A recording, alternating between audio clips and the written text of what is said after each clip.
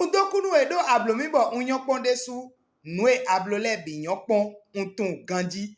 Donu mi do se do ogbesi agbasa egbedion. Medele no pon nu ye ton àwọn tin ton to ton lo rondole eteka yan lo ma obloaji.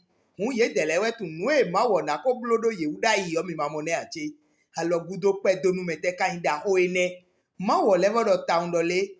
Emi we no blobo eno tonu kun alo eno inu moto. Emi no blobo eno itokunu alo eno ime no sitonue. Do tinto si o mata ene kame odopo gome. Ma wo tu nu uwe sombe da mero propodo le de egbe.